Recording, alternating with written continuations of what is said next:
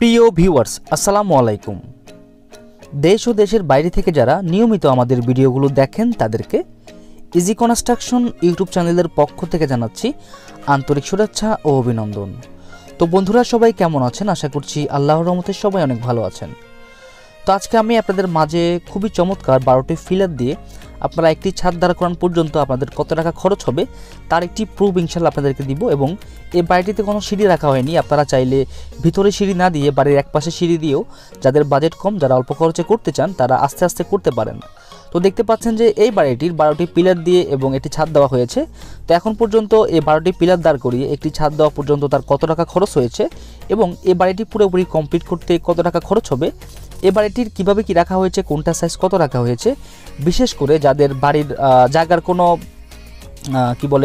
জায়গার মাপজোক ঠিক নেই, অর্থাৎ জায়গার মেজারমেন্ট ঠিক নেই, তারা চাইলে এরকম সুন্দর করে আপনারা ভালো মতো ডিজাইন করে আপনাদের বাড়িটি সুন্দর মতো গুছিয়ে করতে পারেন। তো বন্ধুরা, এই বাড়িটির মধ্যে মোটামুটি আমরা কিভাবে কি রেখেছি, কোনটা সাইজ কত রেখেছি এবং দেখতে পাচ্ছেন যে কোনো সিঁড়ি রাখা হয়নি। আমি অধিকাংশ ভিডিওর মধ্যে বলে থাকি যে আপনারা প্রথমে নিচের বেসের কাজ শেষ করবেন এবং তারপর একটি ছাদ দিবেন, তারপর আপনারা ভিতরের কাজগুলো আস্তে আস্তে করতে পারবেন যারা আস্তে আস্তে কাজ করতে চান। তো এই বাড়িটির মধ্যে একটি ছাদ দাঁড় করানো পর্যন্ত কত টাকা খরচ হয়েছে এবং কিভাবে কি রাখা হয়েছে সব কিছুই আপনাদের মাঝে উপস্থাপন করব। তো আশা করছি আজকে যাদের বাড়ির মেজারমেন্ট ঠিক নেই, অর্থাৎ জায়গার মেজারমেন্ট, তারা চাইলে এরকম সুন্দর করে একটি বাড়ি নির্মাণ করতে পারেন। তো জায়গাটা ইস্যু না, ইস্যুটা হচ্ছে যে আপনার প্ল্যান প্রোগ্রাম যদি ভালো থাকে তাহলে আপনি খুব সুন্দর একটি বাড়ি নির্মাণ করতে পারেন আপনার যে জায়গা আছে ওই জায়গার মধ্যেই। তো ইনশাল্লাহ আজকের ভিডিওটি যদি সম্পূর্ণ দেখেন তাহলে আপনি বুঝতে পারবেন যে আপনার জায়গা যদি কমও হয় এবং আপনার বাজেট যদি কম হয়, আপনি আস্তে আস্তে কীভাবে আপনার বাড়ির কাজটি আস্তে আস্তে এগিয়ে নিয়ে যাবেন এবং কিভাবে আপনার বাড়ির কাজটা আস্তে আস্তে এগিয়ে নিলে আপনার যে বাকি যে জিনিসপত্রগুলো আছে, অর্থাৎ একটি ছাদ দেওয়ার পরে কিন্তু নিচে আপনারা দেখতে পাচ্ছেন কাজগুলো আপনি আস্তে আস্তে করতে পারবেন, কোনো সমস্যা হবে না। তো এভাবে আপনারা বুদ্ধি খাটিয়ে প্ল্যান করে আপনারা কিন্তু আপনার বাড়ির কাজটি করতে পারেন। তো অবশ্যই আমরা অল্প খরচে বাড়ির ডিজাইন আপনাদের মাঝে উপস্থাপন করি, কেননা আমরা বিশ্বাস করি যে আমার যে ভিউয়ার্স আছে তারা কিন্তু বেশি বাজেটের মানুষ না এবং তারা কিন্তু বেশি বাজেট নিয়ে বাড়ি করতে পারে না। তো আমি চাই তাদেরকে আমার পক্ষ থেকে বা আমার তরফ থেকে আমি তাদেরকে অল্প ব্যয়ে স্বল্প খরচে কীভাবে করতে পারে সে বিষয় নিয়ে আপনাদেরকে বলে দেওয়ার চেষ্টা করি। তো ইনশাল্লাহ আপনারা আমার সাথে আছেন, আমাকে উৎসাহ দিচ্ছেন, তার জন্য আপনাদেরকে অসংখ্য ধন্যবাদ। ইনশাল্লাহ আমি যতদিন থাকবো ততদিন আপনাদেরকে সাহায্য করার চেষ্টা করব, সেটা আমার মেধা দিয়ে হোক এবং আমার শ্রম দিয়েই হোক।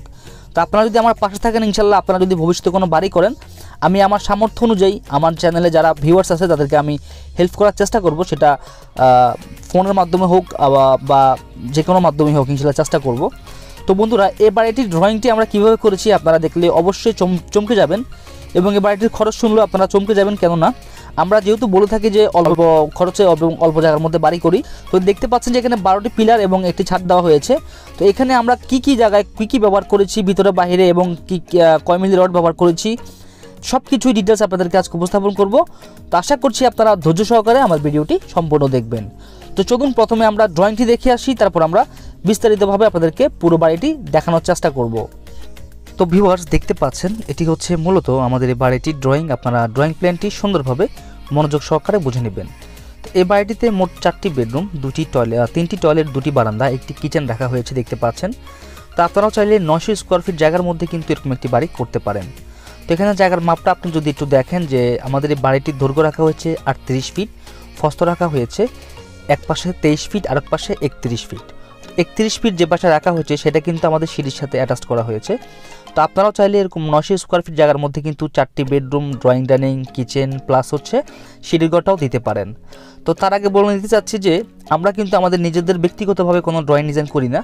আমরা ক্লায়েন্টকে ড্রয়িংটা করে দেখাই ওনার জায়গা অনুপাতে, ওনার পছন্দ হলে পরে আমরা ওইটাকেই ফাইনাল হিসেবে ধরে নিই। তো দেখতে পাচ্ছেন যে এখানে যে বাইরে সিঁড়িটা দেওয়া হয়েছে, তো ওনার 8 ফিট জায়গা বাইরে আছে বিদায় কিন্তু আমরা বাইরের সিঁড়িটা দিয়েছি। ভিতরে দিলে কিন্তু আমাদের এই জায়গার মধ্যে কিন্তু 4টি বেডরুম হতো না।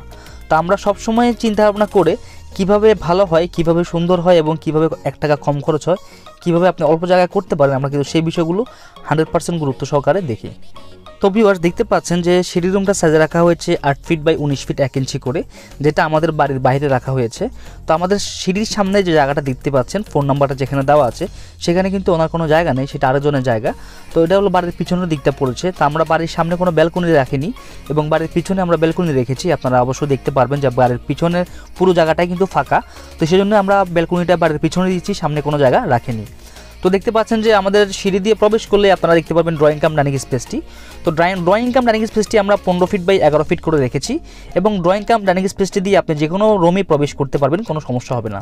তো সামনে দেখতে পাচ্ছেন যে সামনে দুটি বেডরুমের সাইজ রাখা হয়েছে 11 ফিট বাই 11 ফিট করে এবং পিছনে দুটি বেডরুমের সাইজ রাখা হয়েছে 11 ফিট বাই 10 ফিট 6 ইঞ্চি করে। তারপরে দেখতে পাচ্ছেন কিচেন রুমটা সাইজ রাখা হয়েছে 7 ফিট বাই 7 ফিট করে। তারপর দেখতে পাচ্ছেন দুটি মাস্টার টয়লেট রাখা হয়েছে এই রুমগুলোর সাথে অ্যাটাচড মাস্টার টয়লেট। তো মাস্টার টয়লেটগুলো সাইজ রাখা হয়েছে 6 ফিট বাই 3 ফিট 4 ইঞ্চি করে এবং দুটি ব্যালকনি রাখা হয়েছে 2 রুমের জন্য। তো ব্যালকনিগুলো সাইজ রাখা হয়েছে 4 ফিট 7 ইঞ্চি বাই 3 ফিট 6 ইঞ্চি করে। তারপর বন্ধুরা দেখতে পাচ্ছেন একটি কমন টয়লেট রাখা হয়েছে পুরো বাড়িটির জন্য, যেটা আপনার ড্রয়িং ডাইনিং স্পেস থেকে যে গেস্টরা আসবে তারা কিন্তু এটাতে ইউজ করতে পারবে। তো এটার সাইজ রাখা হয়েছে 7 ফিট বাই 5 ফিট 6 ইঞ্চি করে। তো বন্ধুরা আশা করছি আপনারা ড্রয়িংটি সুন্দরভাবে মনোযোগ সহকারে বুঝে নিতে পেরেছেন। যদি কারো কোনো বুঝতে অসুবিধা হয় অবশ্যই আমাকে কমেন্ট করে জানাবেন, আমি আপনাদের মূল্যবান কমেন্টের রিপ্লাই দেওয়ার চেষ্টা করব। তো চলুন আমরা সরাসরি দেখে আসি আমাদের বাড়িটিতে কীভাবে কী রাখা হয়েছে এবং কোনটা সাইজ কত রাখা হয়েছে। তো বন্ধুরা দেখতে পাচ্ছেন এটি হচ্ছে মূলত আমাদের বাড়িটি, যে বাড়িটির ড্রয়িং আমি আপনাদের মাঝে উপস্থাপন করেছি। তো এখন আমি আপনাদেরকে এই বাড়িটির বেস থেকে ছাদ পর্যন্ত আমরা কিভাবে কি রেখেছি, কোন জায়গায় কী ব্যবহার করেছি এবং এ বাড়িটিতে এখন পর্যন্ত কত টাকা খরচ হয়েছে, পুরোপুরি কমপ্লিট করতে কত টাকা খরচ হবে তার একটি ধারণা বা একটি আইডিয়া দেওয়ার চেষ্টা করব। তো আশা করছি আপনারা আমার সাথেই থাকবেন। তো বন্ধুরা ছোট্ট একটি রিকোয়েস্ট আপনাদের মাঝে, আপনারা যারা আমার এই ভিডিওটা আজকে নতুন দেখছেন অর্থাৎ আমার চ্যানেলে নতুন ভিউয়ার্স হয়ে থাকেন, তাহলে আমার চ্যানেলটি সাবস্ক্রাইব করে পাশে থাকা ঘন্টিটি বাজিয়ে রাখুন, যাতে করে নিত্য নতুন ভিডিওটি আপলোড করলে আপনি সবার আগে পেতে পারেন। তো বন্ধুরা আমাদের বাড়িটির 12টি কলমের নিচে 12টি বেজ ঢালাই করা হয়েছে। তো বেজগুলোর সাইজ রাখা হয়েছে 2 ফিট বাই 2 ফিট করে 8টি বেজ এবং 2 feet by 2.5 feet by 2.5 feet করে 4টি বেজ, মোট 12টি বেজ ঢালাই করা হয়েছে 12টি কলমের নিচে। এবং দেখতে পাচ্ছেন যে কলমগুলো দাঁড়িয়ে আছে, অর্থাৎ যে 12টি কলম দাঁড় করানো হয়েছে সেই কলমগুলোর সাইজ রাখা হয়েছে 10 ইঞ্চি বাই 10 ইঞ্চি করে। এবং এই বাড়িটির ভিতরে দেখতে পাচ্ছেন কোনো ভীম রাখা হয়নি, চারপাশে ভীম দেওয়া হয়েছে। তো ভীমটার সাইজ রাখা হয়েছে 10 ইঞ্চি বাই 12 ইঞ্চি করে। তো আপনারা চাইলে আপনাদের স্বপ্নের বাড়িটি এরকম সুন্দর করে অনেক দক্ষ ইঞ্জিনিয়ার দিয়ে কিন্তু ড্রয়িং ডিজাইনটি করিয়ে অল্প খরচে নির্মাণ করে নিতে পারেন। তো দেখতে পাচ্ছেন যে আমাদের উপরে ছাদটি ঢালাই করা হয়েছে 5 ইঞ্চি করে এবং ছাদের যে শাটারিং খোলা হয়েছে 4 দিন হয়েছে। তা আপনারা চাইলে খুব সুন্দর করে করতে পারেন। আরেকটি বিষয়, আমাদের যে ছাদটি ঢালাই করা হয়েছে এটা কিন্তু 900 স্কোয়ার ফিটের একটি ছাদ। তো 900 স্কোয়ার ফিটের একটি ছাদ ঢালাই করতে কত টাকা খরচ হয় এবং আপনারা সব কিছুই জানতে পারবেন, আপনারা ধৈর্য সহকারে আমার সাথেই থাকুন। তো এখানে আমাদের ছাদের যে রডগুলো দেওয়া হয়েছে, তো ছাদের রডে আমরা গ্যাপ দিয়েছি 8 ইঞ্চি বাই 8 ইঞ্চি করে আমরা গ্যাপ দিয়েছি প্রত্যেকটি রডের গ্যাপ।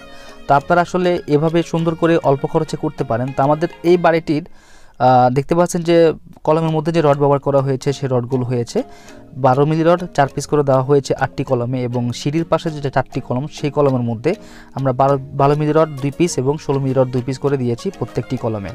তো যেহেতু আমরা বলে থাকি অল্প খরচে, তো আমরা আসলে পুরো বাড়িটি করার সময় কিন্তু আমরা পুরো বাড়িটির 3D 2D ডিজাইনগুলো আমরা যখন করি তখন কিন্তু আমরা ক্যালকুলেশন করে বের করি যে আমাদের বাড়িটা কীভাবে করলে আমরা কম খরচে করতে পারবো, সেটা আমরা অবশ্যই মাথায় রেখে করি।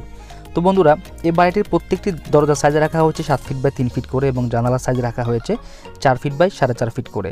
এই বাড়িটির মেন দরজার সাইজটি রাখা হয়েছে 7 ফিট বাই 5 ফিট করে এবং বাথরুমের দরজাগুলোর সাইজ রাখা হয়েছে 7 ফিট বাই 2.5 ফিট করে।